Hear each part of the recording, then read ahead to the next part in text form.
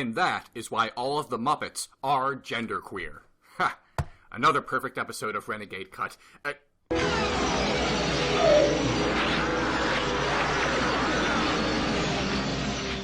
Huh? Again? How many times is it now? 46? Feels like it. Who am I? I recognize the voice, but not the face. I'm going to assume I'm Andrew Dickman. Finishing reviewing Biggles' Adventures in Time in her compound one night, Diamanda Hagan was shot dead by a gang of strident atheists. She found herself in the present, facing a reflection that was not her own and driven by an unknown force to review exploitation films from the 1930s. Her only guide on this journey is Alistair the Homeless Bastard, a drunken actor who only turns up in the Freaks review. And so Hagan finds herself leaping from reviewer to reviewer, watching ancient exploitation movies and hoping that her next leap will be the leap home.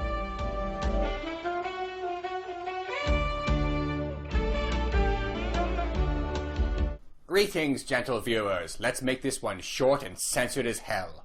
When you hear the words 1930s melodrama set in a nudist colony, what comes to mind? If it's PG-rated nudity and lots of shots of people from the neck up, you're going to be sorely disappointed. Or not. This movie is called Unashamed, and yes, all of these people are likely dead, or have had great-grandchildren by now. Hope that fact turns you on even more.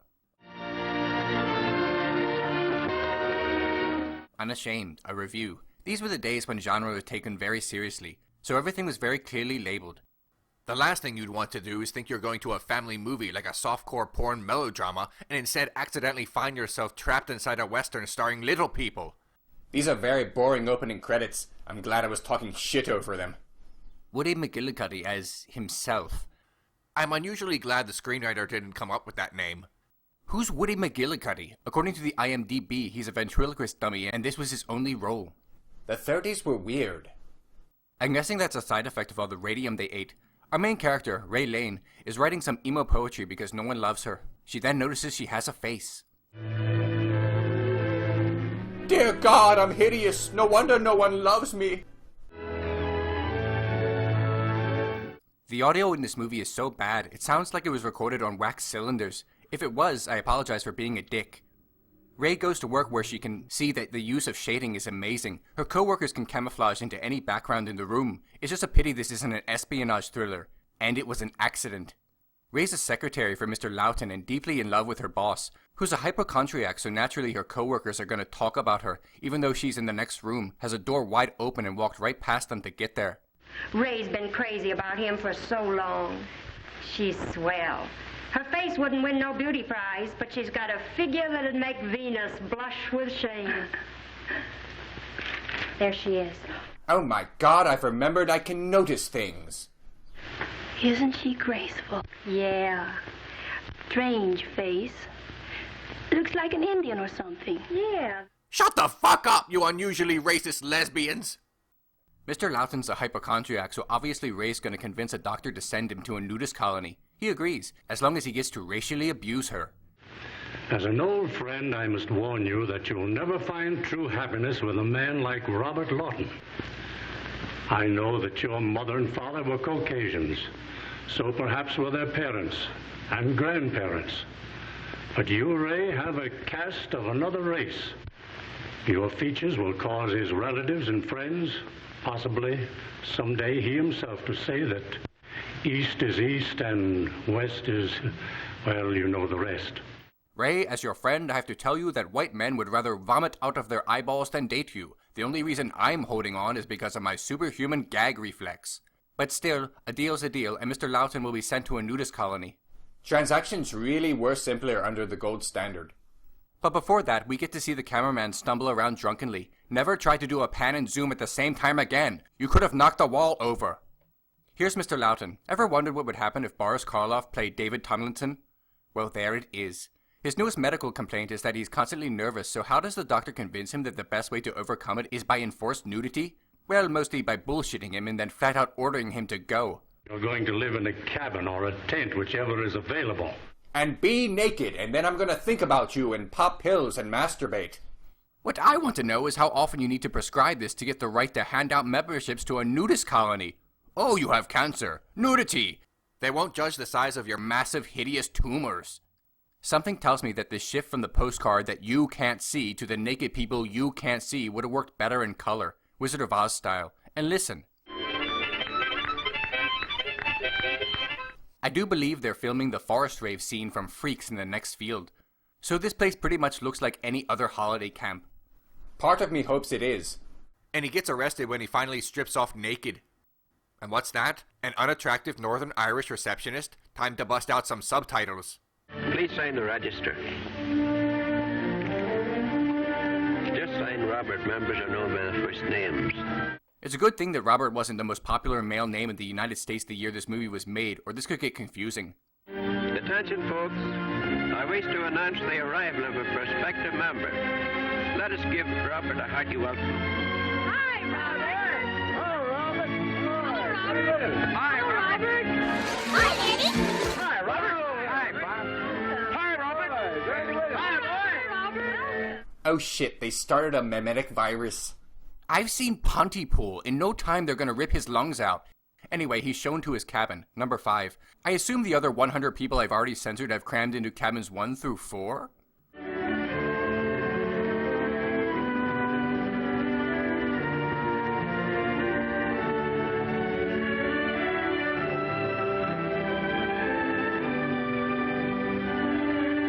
Phew, that was close. Those naked people almost saw my underwear.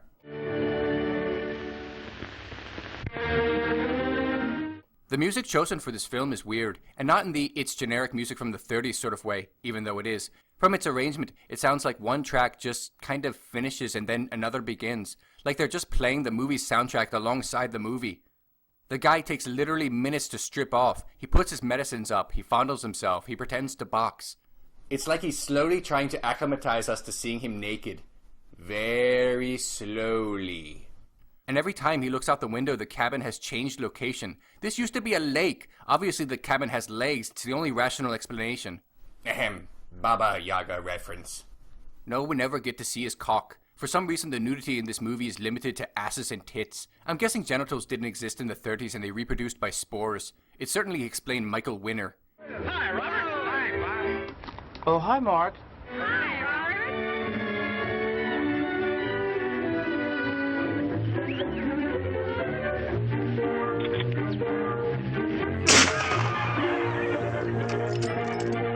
In honor of all this innocence, I'm completely naked.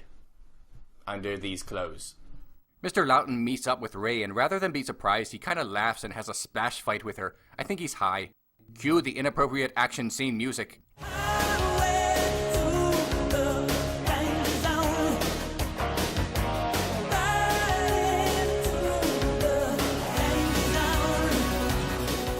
It's typical. I find a movie that's 25% made up of tits, and because everyone in it is long dead, I can't in good conscience masturbate to it. But this guy can. Excuse me.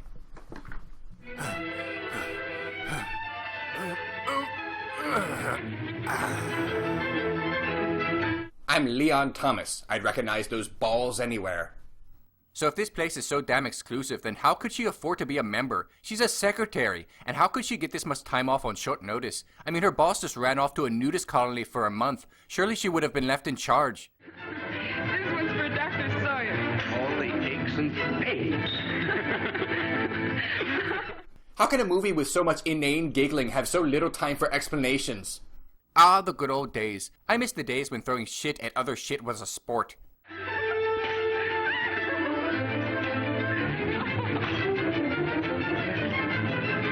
That music is about 300% too dramatic for this scene. Anyway, via the miracle of topless archery and the bigger miracle of not getting her nipples cut off by a bowstring, Mr. Loughton is slowly falling in love with Ray. Montages. Is there anything you can't do? Is it wrong that I kind of wish she had diarrhea? Many happy and glorious days. May they never end. Oh, now that's the love story jinxed. I like to think that this is the story of how mild-mannered hypochondriac Robert Lawton became Howard Stark. So, a local heiress called Barbara Pound. She's easy to recognize because she's the only lead not named after her actor. Anyway, the heiress has had enough of reporters bothering her about a sex scandal, so naturally she's gonna end up in the nudist colony. Where I'm pretty sure journalists wouldn't find anything worth reporting on. I've a grand idea. Now, don't ask any questions. Just pack together a lot of rough and tumble duds, and we're going to start traveling. You know what's weird? The 30s version of Thelma and Louise having more topless women than the 90s one. This one looks good to me. Get out and open the gate. You know what all exclusive clubs need? A gate where you can walk through with a lock that can be opened by any idiot off the street who bought any random fucking key. They don't explain this, they just happen to have the perfect key for the lock. You know, if they spent less time on shower shenanigans, they could have turned this into a classic outsiders trying to fit in movie. These two could have wandered around fully dressed and told everyone, "We're really naked, the rest of you just had a psychotic break."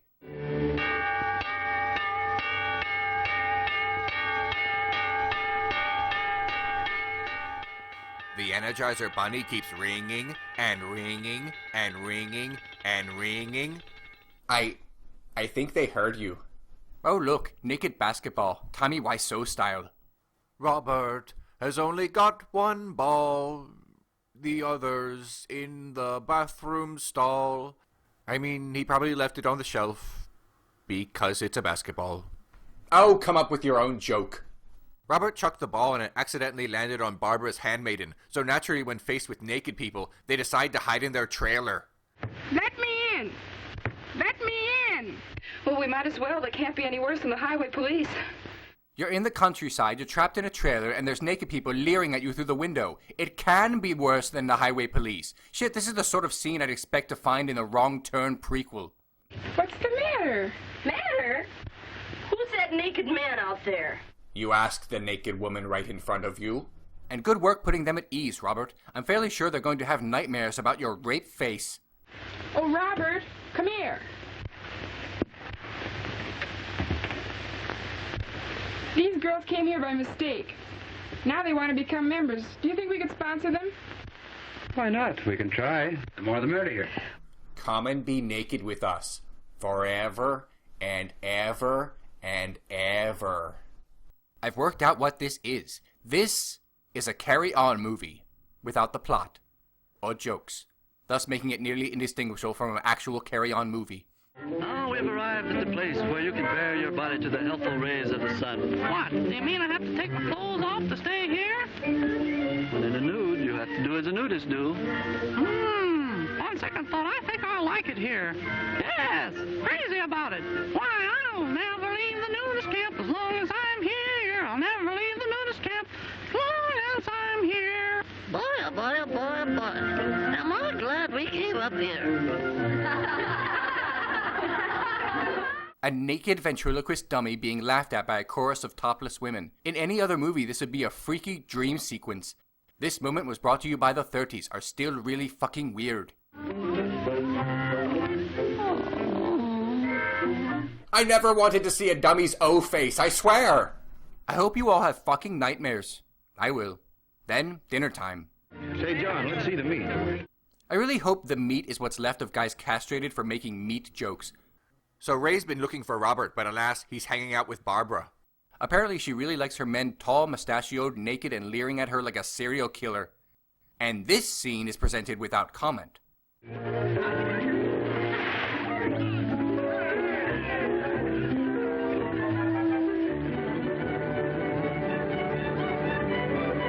Aha! Our careers are over! Whee! So Ray's getting intensely jealous over Barbara getting all of Robert's affections. Those affections are, of course, him laughing and holding onto her so she can't swim away. But he could be trying to make her give him an underwater blowjob. Dear Diary, I'm so depressed I forgot to put on clothes even though it's nighttime and really fucking cold.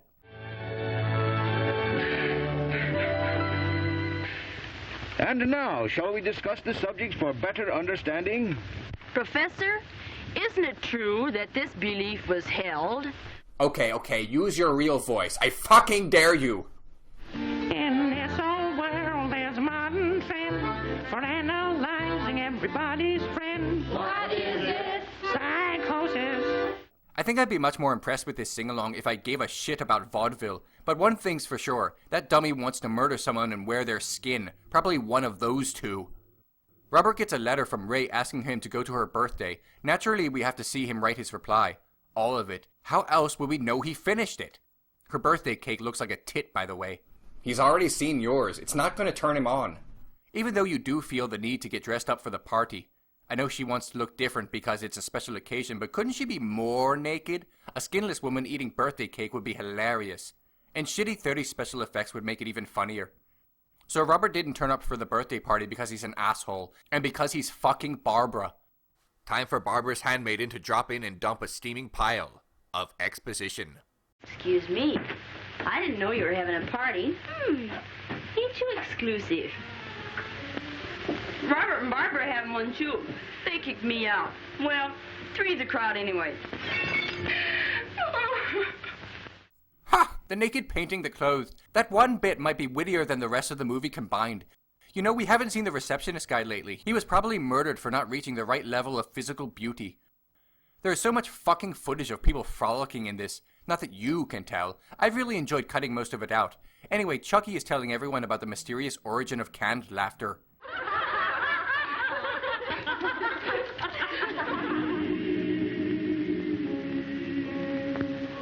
Well, we now have a bunch of naked people singing gospel in the dark with a sentient dummy. Aren't we lucky?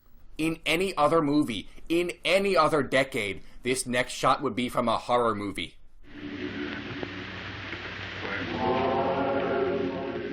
Well, good night. Jimmy, won't you sing us a song?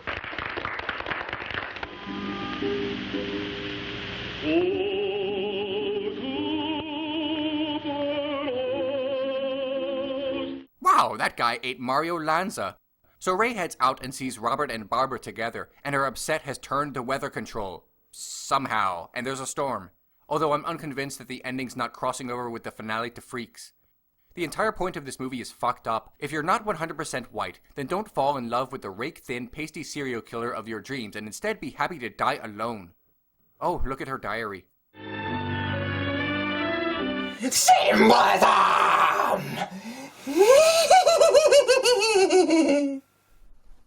I have no idea how that happened.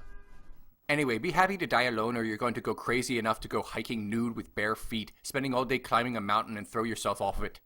This is a really weird anti-interracial dating PSA. Ahem. Dramatization of the film's message. Look at this hot, naked woman, white America. Look at her. Are you looking? She's emotionally unstable. Don't have sex with her. You can masturbate all you like, but don't have sex with her. Why? Because she's a little bit brown. Only have sex with white, emotionally unstable people.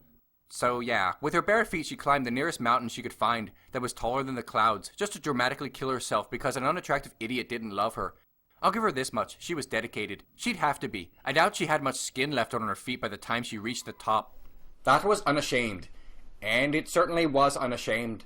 Unashamed of its racism, unashamed of its pretending that an untitillating attempt at porn was a drama, unashamed of having a cast who pretty much did no other films, and most importantly, unashamed to be very, very boring. So many movies which any rational person would expect to be at least interestingly bad turn out to be just boring. Note to self, stop being rational. I'm the Amanda Hagan, and I have to live with that every day.